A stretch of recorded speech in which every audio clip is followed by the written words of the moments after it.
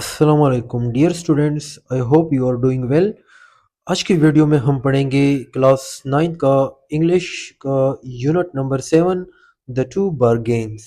ठीक है, the two बारगेन्स के जितने भी इम्पोर्टेंट एक्सरसाइज है, ग्रामर है, वोकेबलरी है, वो सारा कुछ हम पढ़ेंगे। और साथ में हम इस यूनिट में से जो एस प्रीवियस पास्ट पेपर थे एसएसटी जनरल के, उसमें एमसीक्यूज भी आए थे, वो भी मैं आपको बताऊंगा। तो आइए चलते हैं, इस एक्सरसाइज को शुरू करते हैं।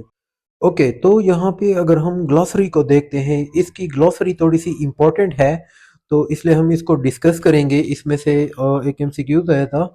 अच्छा, पहला पहला वर्ड है हमारे पास बिटर। बिटर का मतलब होता है तल्ख या कड़वा। ओके, कोई ऐसी चीज जो आपको मतलब making you feel very unhappy, यानी कोई ऐसी बात या कोई ऐसी चीज जो आपको बहुत नाखुशगवार लगे। ब्रोकआउट।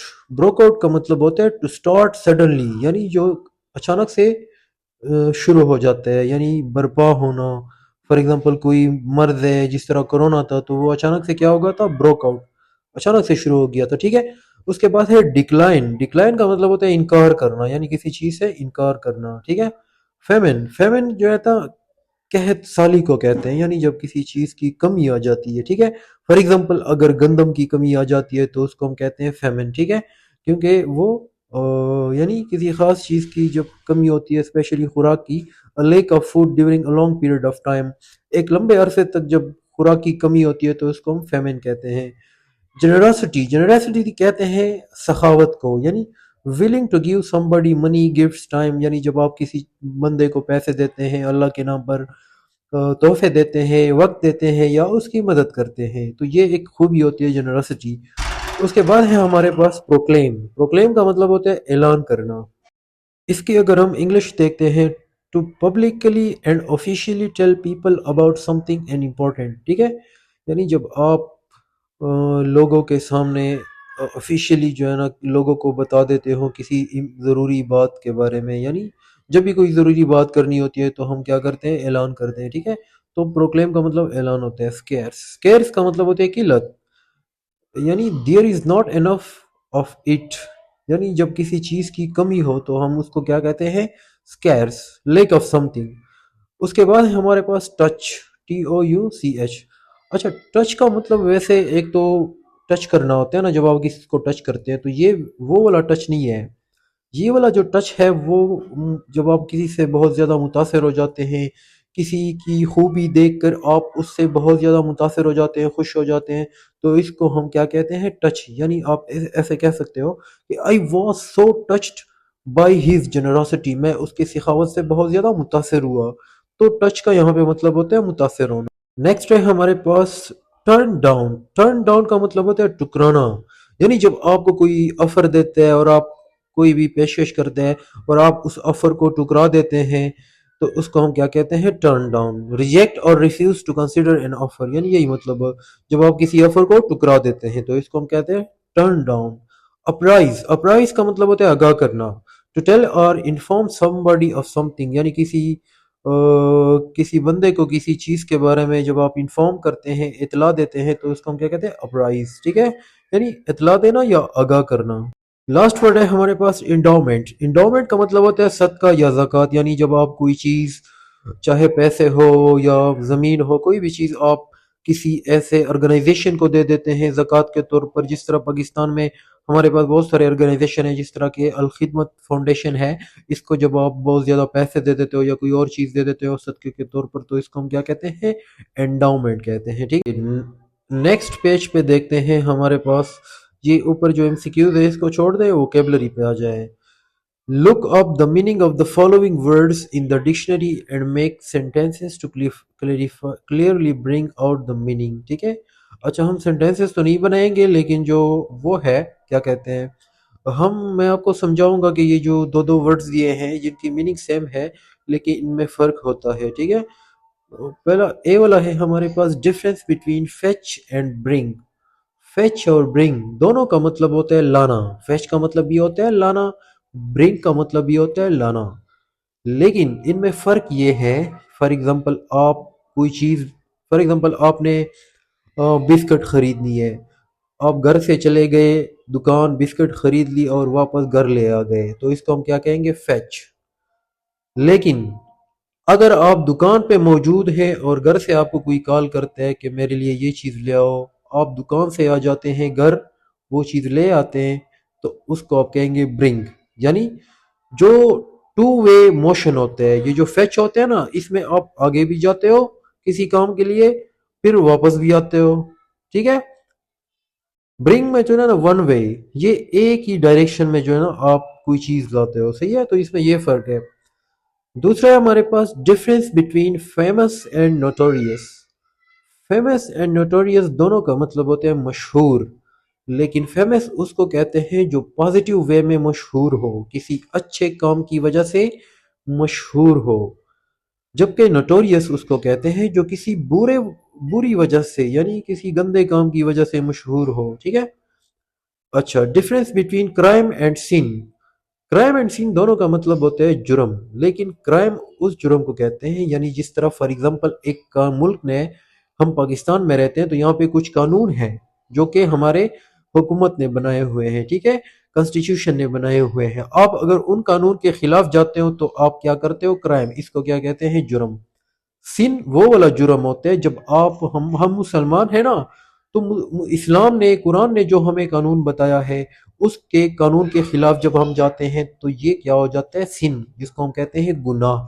दोनों एक वैसे जुर्म है, लेकिन सिन हम गुनाह को कहते हैं, क्राइम जो है ना जुर्म को कहते हैं। दोनों का जो कॉन्टेक्स्ट है वो डिफरेंट है। सिन जो है वो ज्यादातर रिलीजियस कॉन्टेक्स्ट में इस्तेमाल होते हैं। ठीक है। अच्छा, क्वेश्चन बी पे आ जाए। Write the contextual meanings of the following words. अच्छा, ये वाला जो पोर्शन है ये बहुत इंपॉर्टेंट है। मैं हर वीडियो में आपको बताता हूँ कि ये इंपॉर्टेंट है। कभी कभी ये जो है ना आपके पेपर में आ जाता है। इस तरह के एमसीक्यूज दिए थे 2021 में भी, 2022 में भी। अगर आप पास्ट पेपर उठा लेते हैं तो फॉर एग्जांपल एक पहला पहला वर्ड है ना, वेल। वेल लिखा होगा कि इसका हमें पार्ट्स ऑफ स्पीच बताएं। ये कौन सा पार्ट ऑफ स्पीच है? ये नाउन है, वर्ब है, या क्या भला है? ठीक है। तो वेल को अगर हम देखते हैं तो वेल जो है ना, एक वेल जो होते हैं ना जिसको हम कहते हैं कुआं, तो वो क्या होता है? नाउन होता है, किसी चीज का नाम होता है। तो ये वेल नाउन भी हो सकता है। दूसरा, वेल जो है ना एडवर्ब भी हो सकता है, यानी जब आप कोई एक्शन अच्छे तरीके से करते हो तब भी आप वेल बोलते हो। ठीक है। तो वेल एक एडवर्ब भी हो सकता है, इंटरजेक्शन भी हो सकता है। फॉर एग्जांपल जब आप किसी से कहते हो ना वेल, ओ अच्छा, तो ये इंटरजेक्शन भी हो सकता है। आप सेंटेंस को देखोगे कि सेंटेंस में आप ये वेल जो है ना किस तरह से इस्तेमाल हुआ है, उसी मुताबिक आप इसको फिर जो है ना आइडेंटिफाई करेंगे। दूसरा वर्ड है हमारे पास कॉमली। ठीक है। कॉमली का मतलब होता है खामोश तरीके से। ये एक एडवर्ब है, यानी फॉर एग्जांपल कोई भी काम आप करते हैं, कोई भी एक्शन करते हैं, वो आप खामोश तरीके से करते हैं, तो ये जो है ना एक वर्ब की जो एडवर्ब ऑफ मैनर है, यानी एक एक्शन किस अंदाज से होता है वो बताता है। ठीक है। तीसरा है हमारे पास इम्ब्रेस्ड। इम्ब्रेस्ड का मतलब होता है गले लगाना, ये एक वर्ब है। बैक का मतलब होता है माफी मांगना, ये भी एक वर्ब है। लोड, लोड जो है ना ये नाउन भी हो सकता है, वर्ब भी हो सकते हैं। अब इनमें फर्क क्या है देखें। लोड एक कहते हैं वजन को, यानी वैसे फॉर एग्जांपल आप ये कह सकते हो कि वहां पे the donkey is carrying a very heavy load. तो यहाँ पे इस सेंटेंस में जो लोड है ये नाउन है, कि डंकी जो है बहुत ज्यादा लोड, वजन उठाया हुआ है, ले जा रहा है, तो यहाँ पे ये नाउन है। लेकिन जब आप किसी चीज को लोड करते हो, यानी एक्शन को जब आप जाहिर करते हो, यानी he is loading the truck, वो ट्रक को लोड कर रहे हैं, तो यहाँ पे ये क्या हो जाता है? वर्ब हो जाता है। तो आपने सेंटेंस को देख के इसको क्या करना है? नाउन भी हो सकते हैं, वर्ब भी हो सकते हैं।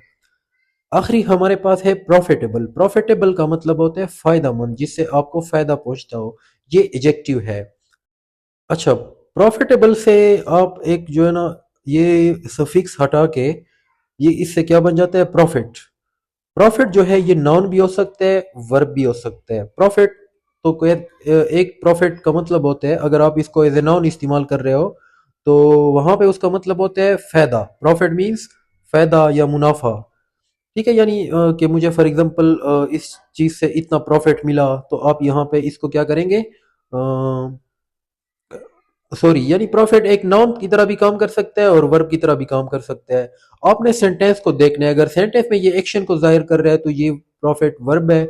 अगर सेंटेंस में ये नाउन की तरह इस्तेमाल हुआ है तो ये क्या है? नाउन है, ठीक है। तो सेंटेंस को देख के ही आपने वहां पे इसकी पहचान करनी। अच्छा, नेक्स्ट जो हमारे पास ग्रामर का टॉपिक है वो है एडवर्ब्स एंड एडवर्बियल्स, यानी एडवर्ब्स हम पढ़ेंगे और उसके बाद एडवर्बियल्स भी पढ़ेंगे। एडवर्ब्स क्या होते हैं? Adverbs are words used to modify verbs. Adverbs, अच्छा, एडवर्ब जो है ना ऐसे अल्फाज होते हैं जो वर्ब की मीनिंग में इजाफा करते हैं, जो वर्ब्स को मॉडिफाई करते हैं। Adverbs can also be used to modify adjectives and other adverbs.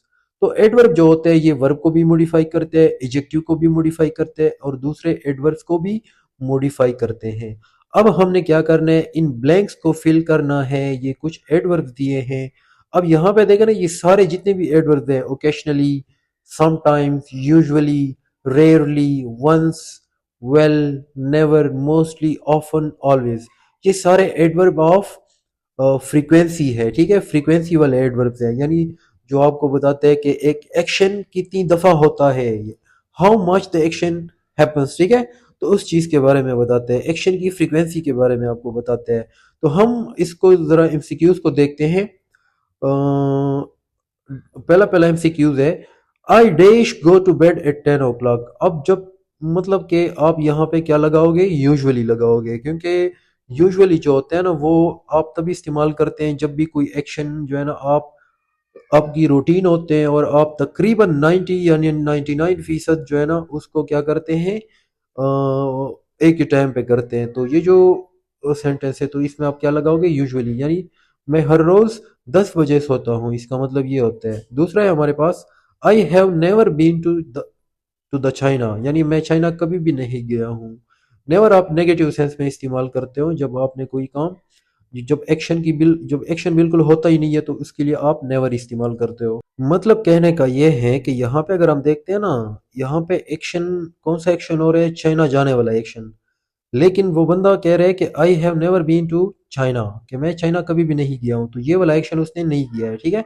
तीसरा है हमारे पास, I have been to Mardan just once, मैं मर्दान एक ही बार गया हूँ, ठीक है। अच्छा, चौथा देखते हैं, I mostly take a bath before I go to bed, यानी रात को सोने से पहले मैं अक्सर जो है ना क्या करता हूँ, ज्यादातर, यानी हमेशा नहीं बल्कि अक्सर, मतलब कि कभी किस दिन करता हूँ, ज्यादातर दिनों में मैं बात लेता हूँ, ठीक है। पांचवा है हमारे पास, my grand parents live in Karachi, I visit them occasionally, यानी जब आपके कोई रिश्तेदार होते हैं तो आप क्या करते हैं, उनको ओकेशनली कभी कभार विजिट करते हैं, रोजाना तो विजिट नहीं कर सकते ना। अब यहाँ पे आप यूजुअली जो है ना ये इस्तेमाल नहीं कर सकते, क्योंकि यूजुअली वो एक्शन जब आप बार बार करते हैं, रोजाना करते हैं, तो ग्रैंड पेरेंट्स के दिन आप कभी कभार जाते हैं, ठीक है, ओकेशनली यहाँ पे लगाएंगे। छठा हम देखते हैं, my friends are very helpful, मेरे जो दोस्त है वो बहुत ज्यादा हेल्पफुल है, ठीक है। तो यहाँ पे वेरी लगेगा, ये तो इजी वन है।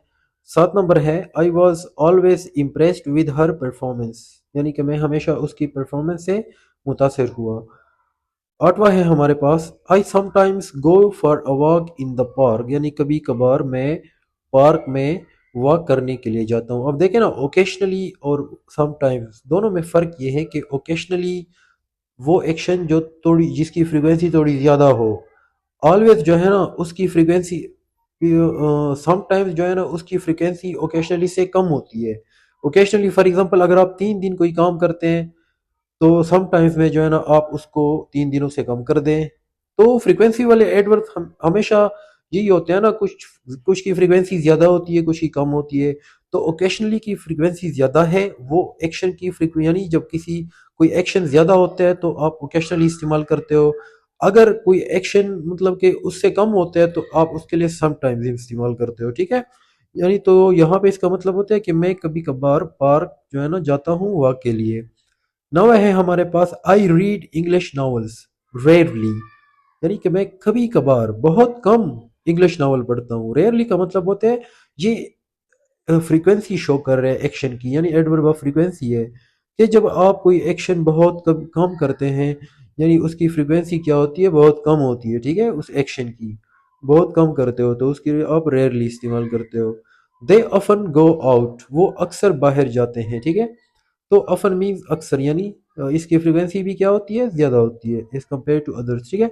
तो ये आपने ये याद रखना है कि ये जितने भी वर्ड्स हमने पढ़े हैं ये क्या है, एडवर्ब ऑफ फ्रीक्वेंसी से बिलोंग करते हैं। ठीक है, वैसे इस तरह के जो फिल इन द ब्लैंक्स है, इस तरह के एमसीक्यूज तो आते नहीं है, बट ये आपसे पूछा जा सकता है कि फॉर एग्जांपल मोस्टली क्या है, रेयरली क्या है, ओकेशनली, समटाइम्स, ये सेंटेंस में इस्तेमाल होगा और आपसे पूछा जाएगा कि ये कौन सा पार्ट ऑफ स्पीच है, वर्ब है, एडवर्ब है, या फिर एडवर्ब में कौन सा है।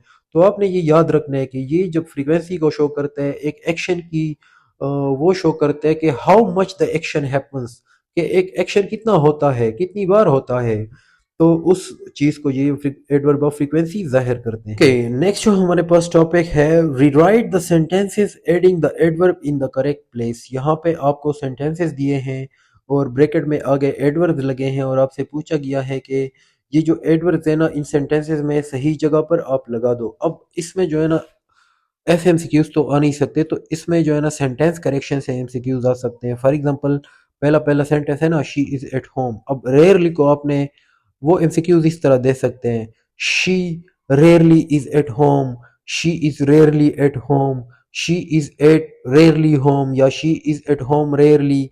तो इस तरह के सेंटेंसेस दिए होंगे, फिर आपसे पूछा जाएगा कौन सा वाला करेक्ट है। अब यहाँ पे थोड़ा सा मैं आपको बताऊं कि कौन सा एडवर्ब कहाँ पे लगता है। एडवर्ब जो होते हैं ना, जो आपके पास हेल्पिंग वर्ब्स होते हैं, is, am, are, was, were, इन वर्ब्स के इनके बाद जो है ना आप एडवर्ब इस्तेमाल कर सकते हो। या फिर कोई अगर एक्शन वर्ब है, उसके बाद भी आप क्या लगाते हो, एडवर्ब लगाते हो।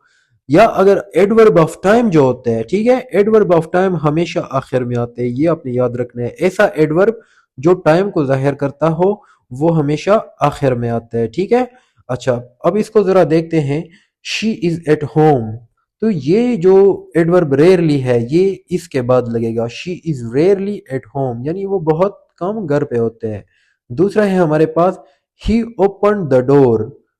ठीक है, तो यहाँ पे अगर आप देखते हैं, ही ओपन द डोर क्वाइटली। ठीक है, इस तरह भी आप कह सकते हो, या आप इस तरह भी कह सकते हो, he quietly open the door. ठीक है, अच्छा, यहाँ पे he open the door quietly, इस तरह से ही I think, I am not sure, but ये लास्ट में ही I think adverb of manner है, तो एडवर्ब ऑफ मैनर जो है ना एक्शन वर्ब के बाद लगता है, ओपन के बाद ही आप लगाओगे ही ओपन द डोर क्वाइटली। ठीक है, ओके, लेकिन फिर भी आप इसको ज़रा गूगल से सर्च करें कि ये कौन से प्लेस पे आता है, आई एम नॉट श्योर करंटली।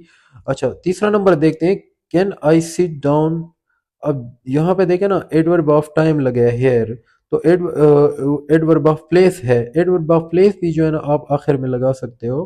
ठीक है, अच्छा, यहाँ पे देखते हैं, कैन आई सिट डाउन, आगे लगा हेयर, तो हेयर यहाँ पे किधर लगेगा? क्या आप शुरू में लगा सकते हो, कैन के बाद लगा सकते हो, या can here I sit down, या can I here sit down, can I sit here down, या can I sit down here. तो एड हेयर जो है ना ये एडवर्ब ऑफ प्लेस है। Adverb of place most of the time आखिर में आता है सेंटेंस में। ठीक है, तो ये आप आखिर में लगाओगे, can I sit down hair. ठीक है, इसके अलावा जो एडवर्ब ऑफ टाइम है वो भी आखिर में आएगा। ये दो चीज़ें आप याद रखें, adverb of place and adverb of time. जो टाइम को जाहिर करता है या जगह किसी प्लेस को जाहिर करता है, वो एडवर्ब जो है ना सेंटेंस के आखिर में आते हैं मोस्ट ऑफ द टाइम्स। चौथा नंबर है, द स्टूडेंट लिसन्ड। अच्छा, यहाँ पे अटेंटिवली, अटेंटिवली इसके आखिर में आएगा। ठीक है, ओके। पांचवा है हमारे पास, वी लिव इन एबटाबाद, हम एबटाबाद में रहते हैं, तो एडवर्ब ऑफ टाइम लगा है आगे, इसलिए ये एबटाबाद के बाद लगेगा, we live in Abbottabad now. ठीक है, ये करेक्ट है। उसके बाद है comparative and superlative degrees of adjective.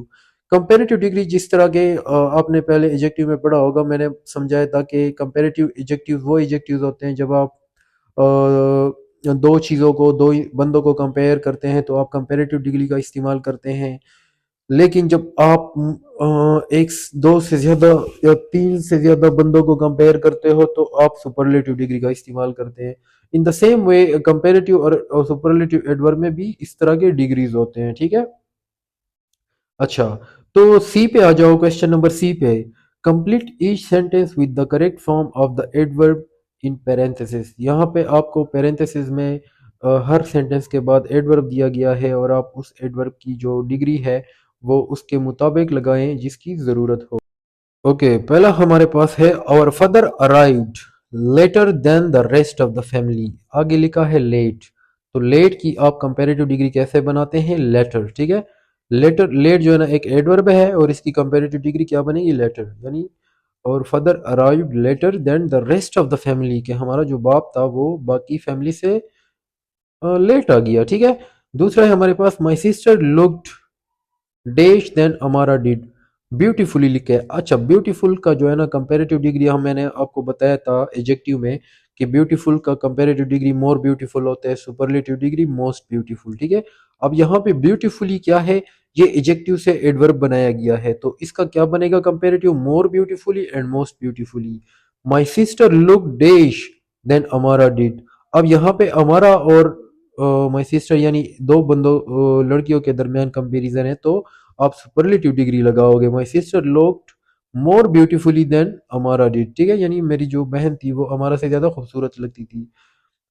तीसरा है हमारे पास योर हस्बैंड कमाल राइट्स डैश ऑफ ऑल, यानी कि आपका जो शोहर है कमाल वो क्या करता है, वेल, आगे लिखा है वेल, वो अच्छा लिखता है, ठीक है।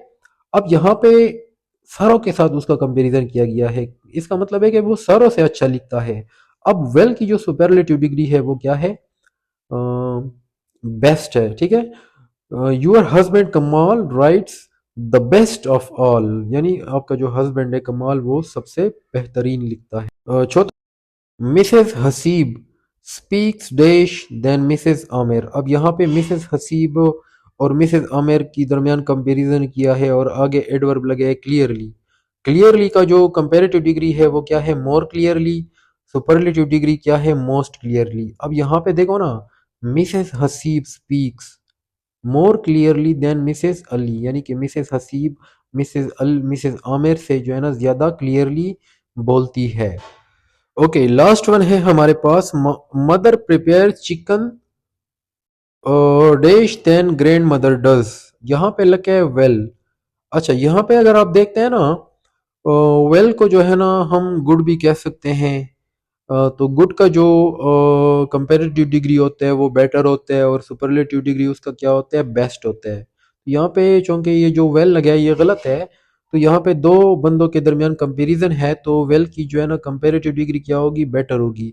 Mother prepares chicken better than grand mother does, यानी कि मेरी जो माँ है वो ग्रैंड मदर से बेहतर चिकन प्रिपेयर करती है, ठीक है। तो यहाँ पे वेल जो है ना आपको याद होना चाहिए कि वेल का जो सिनोनिम होता है वो गुड होता है और गुड का कंपैरेटिव डिग्री क्या है, बेटर का सुपरलेटिव बेस्ट है। तो वेल से तो आप नहीं बना सकते, तो गुड से जो है ना आप बना सकते हैं, तो बेटर लगा दे यहाँ पे। ओके, हमारा जो नेक्स्ट टॉपिक है वो है एडवर्बियल फ्रेज। एडवर्बियल फ्रेज को हम एडवर्ब फ्रेज भी कह सकते हैं, ठीक है। अच्छा, एडवर्बियल फ्रेज को समझने से पहले आपको एडवर्ब का पता होना चाहिए, क्योंकि जो काम एडवर्ब का होता है वही काम एडवर्बियल फ्रेज का भी होता है, ठीक है। एडवर्ब का क्या काम होता है, वो वर्ब को मॉडिफाई करता है, एडजेक्टिव को मॉडिफाई करता है या दूसरे एडवर्ब को मॉडिफाई करता है, ठीक है। अच्छा, मैं आपको सजेस्ट करूंगा कि आप ये वाला टॉपिक देखने से पहले, ये एक्सरसाइज करने से पहले आप एडवर्ब और एडवर्ब की जो काइंड्स हैं वो ज़रा आप डिटेल के साथ सीख लें, फिर जो है ना आप इस एक्सरसाइज को करें, क्योंकि उसके बगैर आपको इसकी कंप्लीट समझ नहीं आएगी। तो मैं इसको पढ़ाऊंगा, क्योंकि जिसने एडवर्ब पढ़ा होगा उसको तो समझ आ जाएगी, ठीक है। तो अगर आप यूट्यूब पे देखना चाहते हैं तो एडवर्ब की काइंड्स आप देख लें, उसके बाद आप एडवर्बियल फ्रेज पे आ जाएं तो आपको समझ आ जाएगी। अच्छा, इसके अलावा मैंने मेरे प्लेलिस्ट में जाएं, अगर आप मेरे प्लेलिस्ट में जाते हैं यूट्यूब चैनल पे, तो वहाँ पे भी एडवर्ब की जो है ना मैंने 3 लेक्चर्स बनाए हैं, जिसमें जितने भी काइंड्स हैं, डिग्रीज वगैरह तो मैंने डिस्कस नहीं की, बट एडवर्ब की जो काइंड्स हैं वो मैंने डिस्कस किए हैं, ठीक है, कि एडवर्ब हमें क्या बताते हैं। अच्छा, तो इसको जरा देखते हैं। An adverbial phrase is a group of words that act together as an adverb, यानी एक अल्फाज का मजमुआ होता है जो कि एक साथ काम करते हैं। किस चीज का काम करते हैं, एडवर्ब का काम करते हैं। Giving more information about a verb, adjective और other adverb in a sentence, जो किसी जुमले में वर्ब, जो कि किसी जुमले में वर्ब, एडजेक्टिव या दूसरे एडवर्ब के बारे में इंफॉर्मेशन देते हैं। The adverbial phrase answer the same questions as a regular adverb. अब यानी अगर मैं आपको सिंपल अल्फाज में बताऊं, इसको पढ़ने की जरूरत भी नहीं है, एडवर्बियल फ्रेज का वही काम होता है जो एडवर्ब का होता है। अब जरा मैं आपको ये वाला जो पूरा का पूरा पैराग्राफ है इसके आखिर में देखे ना, कि जो रेगुलर एडवर्ब है वो क्या काम करता है। रेगुलर एडवर्ब जो होते हैं ना, हमें बताते हैं हाउ यानी कि एक एक्शन कैसे होता है, हाउ मच एक एक्शन की फ्रीक्वेंसी के बारे में बताता है, जो एडवर्ब ऑफ फ्रीक्वेंसी होती है कि एक एक्शन कितनी दफा होता है।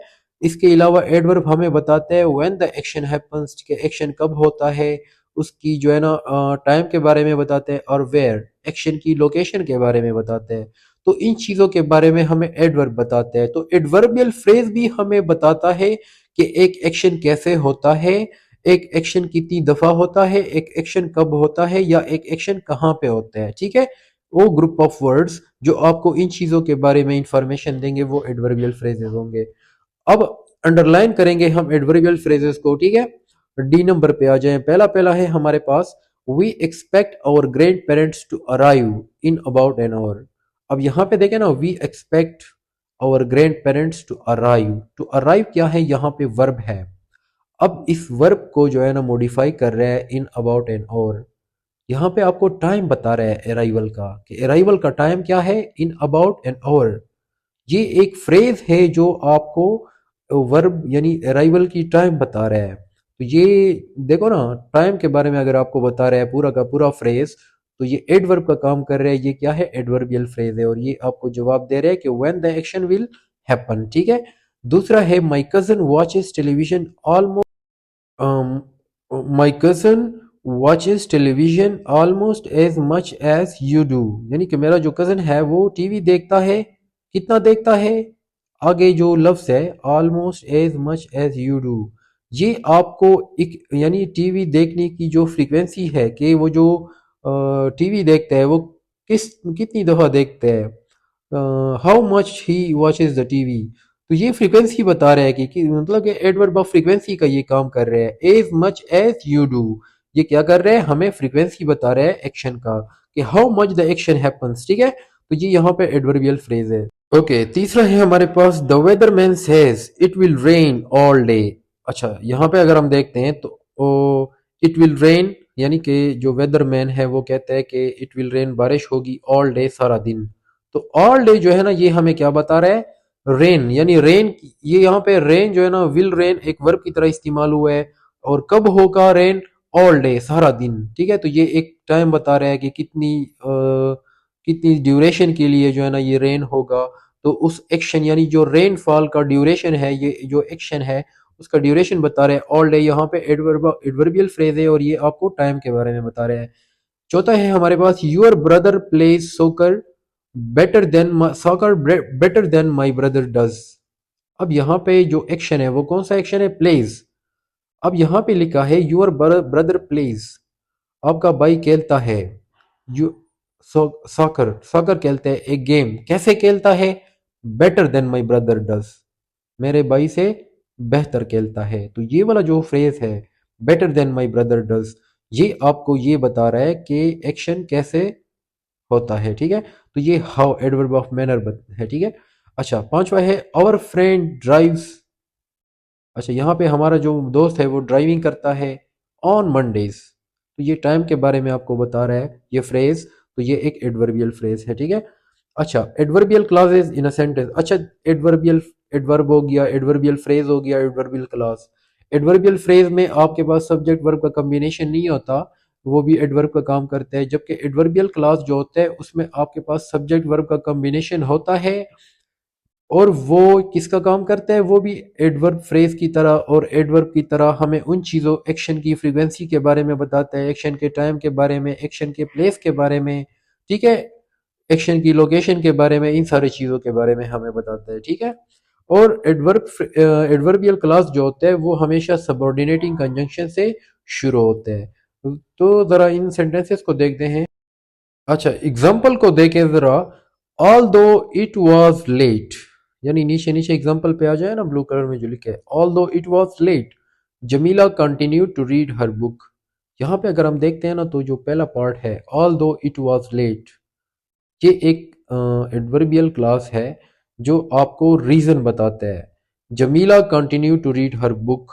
ठीक है, यानी अच्छा, नीचे आते हैं। The adverbial clause is although it was late. ठीक है, the subordinating conjunction is although, यानी ऑल दो जो यहाँ पे है ये एक सबऑर्डिनेटिंग कंजंक्शन है, और ऑल दो इट वॉज लेट, ये एक सबॉर्डिनेट क्लॉज है या इसको हम एडवर्बियल क्लॉज कहते हैं। ठीक है, the adverb clause tells when Jamila was reading, यानी कि जमीला किस वक्त जो है ना पढ़ रही थी। ठीक है, तो टाइम के बारे में बताया है।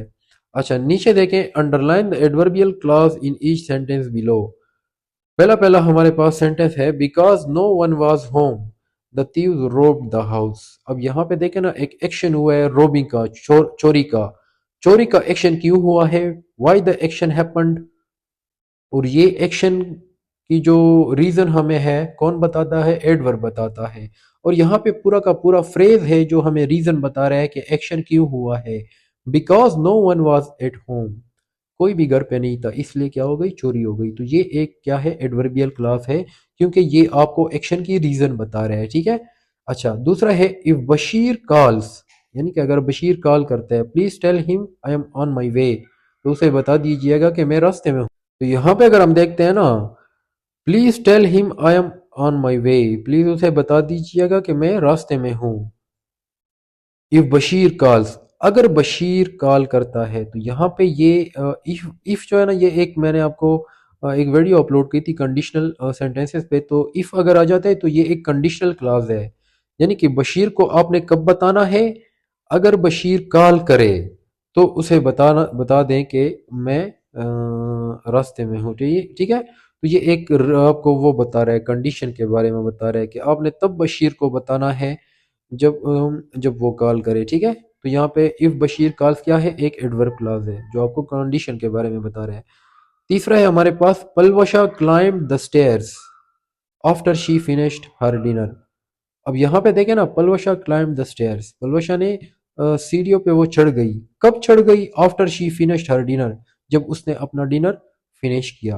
अब यहाँ पे after she finished her dinner, ये क्या है, ये पूरा का पूरा एक क्लॉज है, और ये इंफॉर्मेशन दे रहा है एक्शन के बारे में कि एक्शन कब किया है पलवशा ने। ठीक है, चौथा है हमारे पास, he takes exercise before he goes to school.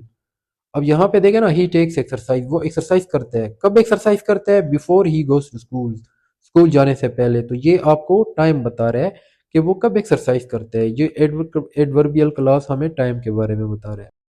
Okay, पांचवा देखते हैं, you should visit the monument before you leave town, यानी you should visit the monument, आपको चाहिए कि उस मोनूमेंट को विजिट करें।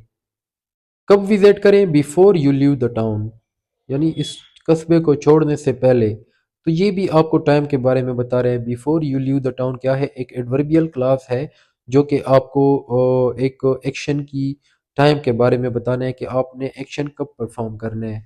अच्छा, अगर आप एडवर्बियल क्लॉज और एडवर्बियल फ्रेज को देख लेते हैं, तो एडवर्बियल फ्रेजेस में आपके पास सब्जेक्ट वर्ब का कॉम्बिनेशन नहीं है, लेकिन एडवर्बियल क्लासेस में आपके पास वर्ब भी मौजूद है और सब्जेक्ट दोनों मौजूद हैं। ठीक है, यही फर्क होता है जो एडवर्बियल क्लास है। दूसरा आपने ये याद रखना है कि क्लासेस की दो टाइप्स होती है, एक होती है इंडिपेंडेंट क्लास, वो इंडिपेंडेंट क्लास वो क्लास होती है जो कंप्लीट मीनिंग देती है, वो एक सेंटेंस की तरह काम करता है।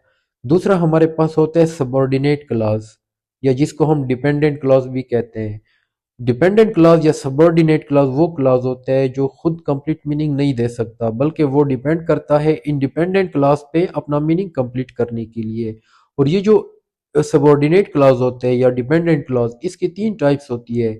इसमें नाउन क्लॉज होते हैं, एडजेक्टिव क्लॉज होते हैं जिसको हम रिलेटिव क्लॉज भी कहते हैं, और तीसरा क्या होता है, एडवर्बियल क्लॉज। तो एडवर्बियल क्लॉज एक सबऑर्डिनेट क्लॉज का एक क्या है, सब टाइप है। और ये अकेला अगर आप इससे दूसरा वाला क्लास हटा दें तो ये खुद अपनी मीनिंग कंप्लीट नहीं करता है। तो dear student, that is all about today. See you in the next video.